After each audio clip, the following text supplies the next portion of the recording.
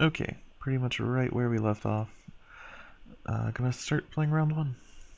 I guess I could have unpaused it when we actually got into the round one. Yeah, I probably will do that. Okay, looks like we loaded into round one against Mr. Imp Smacker. He played a War Tinker and an Anvilon Enforcer. What do I want to do here? I want to play the Zombie Titan, I think. It's my most aggressive creature. And, I don't know, the other creatures aren't that great. I could play the Death Seeker and hope to draw the Corpse Crawler or a Spirit Leash. That's probably better than just playing Infernal Visage.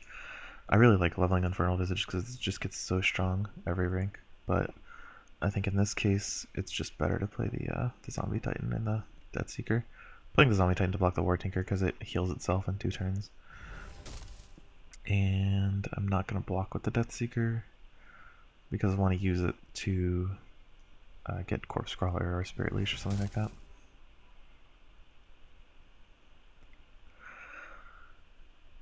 Placement does matter in these games, but I don't.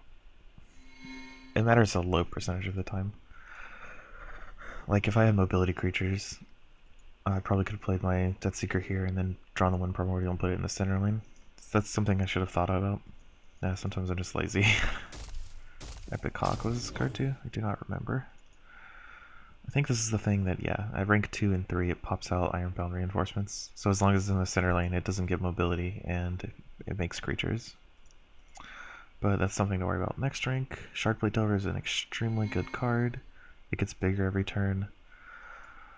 I think I'm going to play the Graveborn Glutton in front of the Delver to block it and kill it.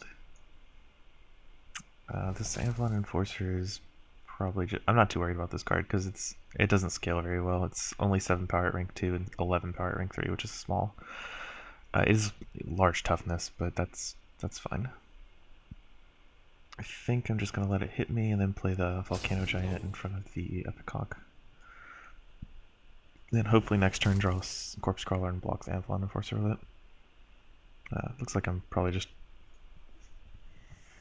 gonna hope he plays a creature in front of it. So it looks like he's a Loyanutera. The only Aspirian cards in there are what, the Scarab and the... There's an insect that heals creatures, and that's okay. And then there's the Sage, which is like 2 Technosmiths.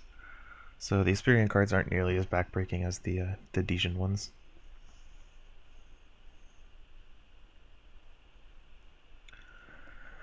What am I most scared of? I'm most scared of this Death Seeker, probably. I need to play this. He has 2 War Tinkers, so he's probably quite a bit of robots. I don't know why he would... I guess it doesn't matter. Maybe he's gonna just block the Zombie Titan for 2 and play the robot in front of it and kill the Zombie Titan. That's probably what I would do.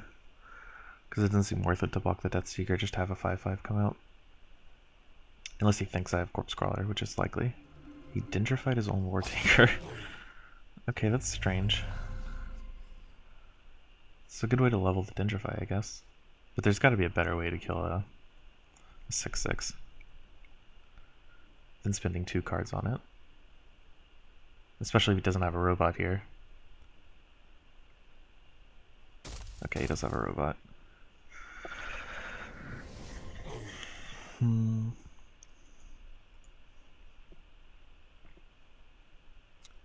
So if I play Blizzard Shaman in front of the Anvilon Enforcer, I get to kill the Anvilon Enforcer and move either the Death Seeker or the Volcanic Giant. If I move the Death Seeker to the Epic Hawk lane, that's pretty good for me.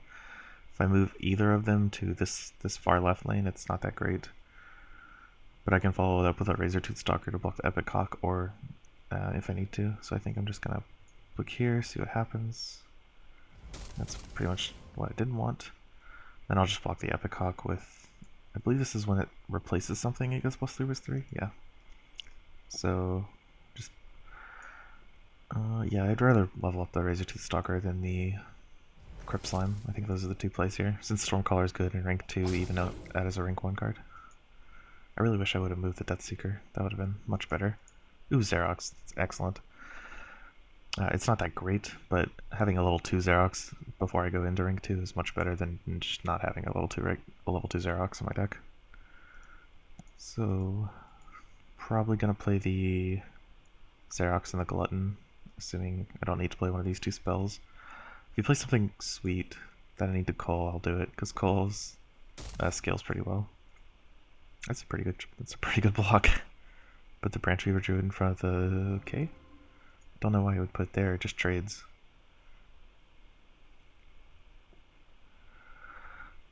Like, I actually might call the weak, move the Stalker, and hit him, just to have a 6-3 instead of a 4-1. Is that better than just playing Glutton, though? Probably not. Might just trade with the Razortooth Stalker to kill it, and play Glutton and Xerox. Siphon Augmentation to make it a 7-7. Yeah, I think my best play is to play Xerox.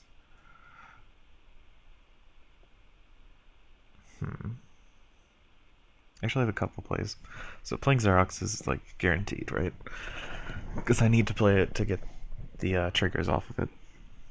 And then I could either save my spirit by Hungering Strike it, like Hungering Strike to take away 3 power and give 3 power to Blizzard Shaman or something like that. Doesn't really matter. I could play Crypt Conjurer to block the Steel Watch card and hit with that creature and just have him have a 7-1 in play. So at the end of the day, he would have a 7-1. I would have a 3-5, a 6-3, a 6-2, and whatever big Xerox would be. I think that's probably better than any of my other options. Because if I Hungering Strike him, I would have a probably put it on this. So it would be a 8-2, a 6-2.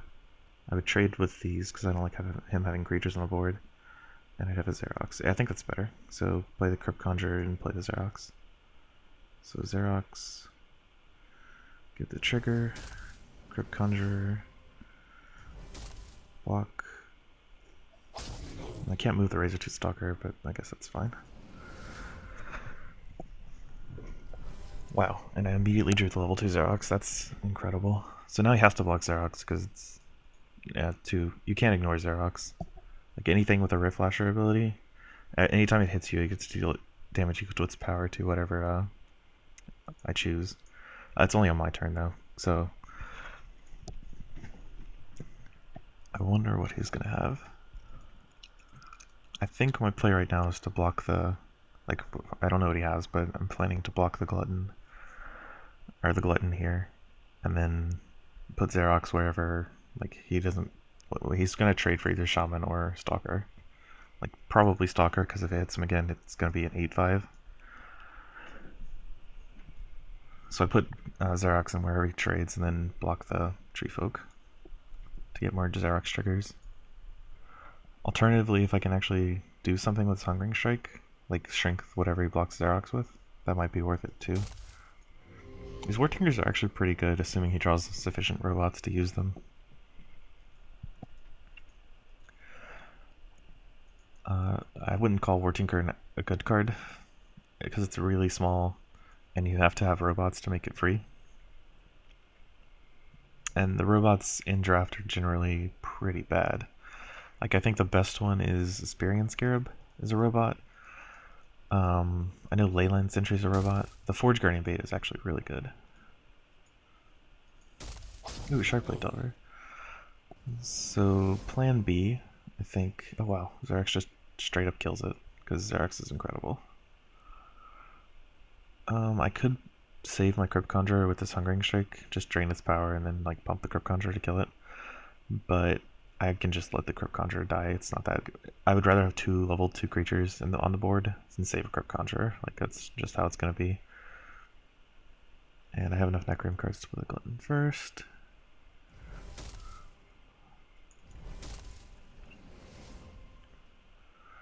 So this way I still have a Xerox in play. Xerox level 1 is very large, and Xerox 2 is a 10-11 now. You can see why Xerox is so important. Like, it just takes over. And I hadn't mentioned it, but I've been putting Xeroxes in the sidelines because of Infernal Visage. Infernal Visage Xerox is the real deal. So he's probably going to kill Xerox's turn. He might block my other one, probably should. Which makes my Glutton and my Blizzard Shaman kind of free reign. So I'm probably gonna play either Volcano Giant or Stormcaller, and then Infernal Visage. Probably Stormcaller just because it's a little more aggressive. It becomes a 10-8 as opposed to Volcano Giant, it's a 7-7. Even though Volcano Giant scales well, I'm doing sufficient damage to him to where I want to keep up the pressure. So I don't need to draw like rank 2 cards in rank 3 and have them be good. I just need to kill him as soon as possible.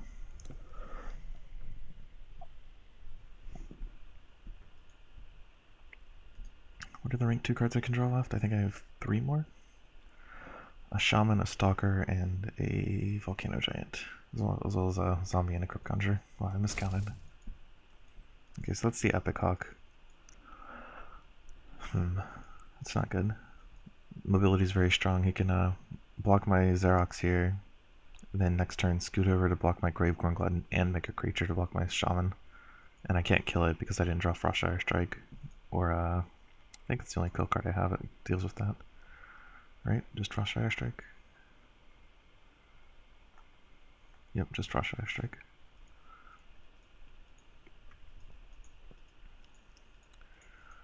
So he still has to block this Xerox. Like, you can't ignore Xerox, it's too strong.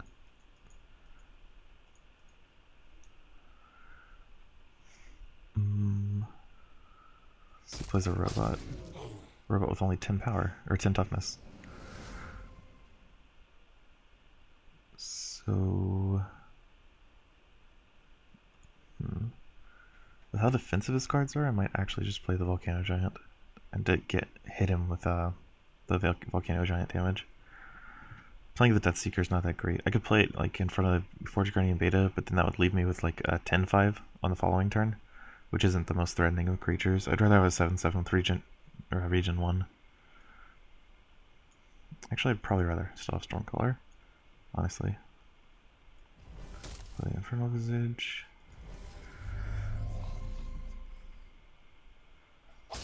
Like Xerox big, it still has like 7 toughness, or 7 health. Forgive me if I call it toughness frequently, it's a Magic the Gathering thing.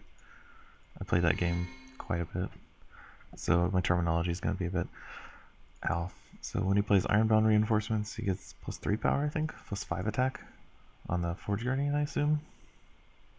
Maybe he'll play another creature and block Xerox. You can give it the only... Yeah, he could actually make an 8-6 and block Xerox. Epic Hawk's a very good card. I've never played against it before. It's very strong. Oh, it's a legendary. I don't know why I assumed it wouldn't be. My hand isn't actually that great. Probably just gonna block the Forge Guardian with my Crypt Conjurer. And probably Hallows him, honestly. That's what, 8 + 5 damage? So it's 13 damage. He's already at 34. The Glutton does, I think, at least 3. So it probably does around 4 damage. So that's what, 20 damage next turn? That puts him at 14. That means my next Hallows is what, 12 damage?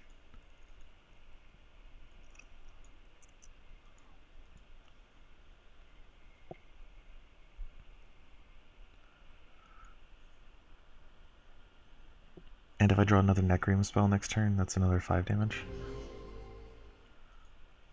The Ironbound Reinforcements give itself attack. Oh, it gives the...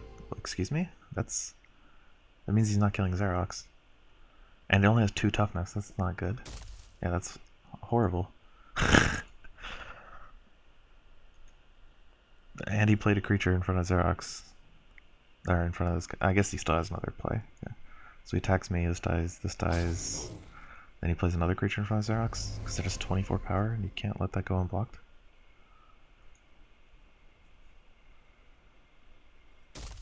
Yeah. Man, that Howl of, or the Hungering Strike would have been really good here. I could have drained the Lifeblood Dryad and forced him to block an additional time. But it's fine. Just play the Howl of. Like, all my other creatures suck. I would consider playing Stormcaller, except for the Howl of Zith is actually like 13 damage here. Which my opponent's at 30, so it's quite a lot.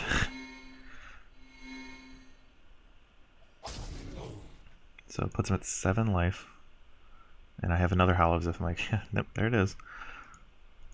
So yeah, that was game one. The only life gain card I think in this format is I don't even know if Glorious Strike's even in the format. I'm pretty sure it isn't.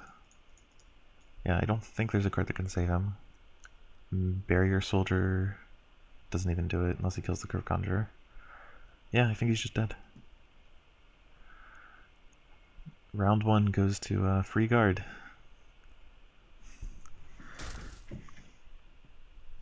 I don't even need the Crypt Conjurer to live since this is 8 damage by itself.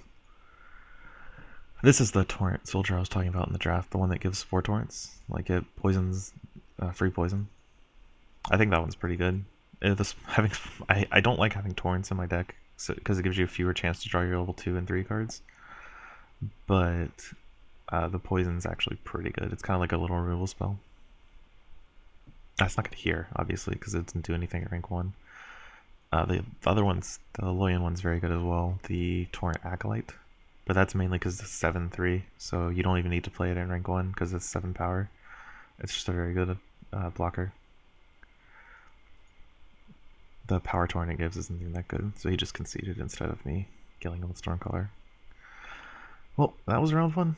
So 1-0, I don't even know what that gives me.